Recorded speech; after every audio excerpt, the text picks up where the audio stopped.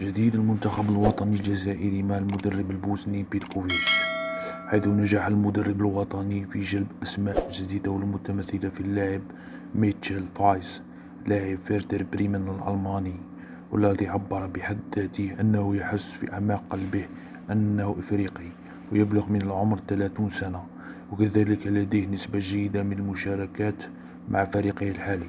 وكذلك نجح في جلب اللاعب صامويل جيرو الذي كان يرفض اللعب للخضر سابقا، يعد لاعب أولمبيك مارسيليا والذي يبلغ من العمر 30 سنة، لاعب جيد متألق دفاعيا وسيقدم إضافة لا بأس بها في الدفاع الذي أصبح جد ملحوظ أنه يعاني منه المنتخب الوطني في الآونة الأخيرة.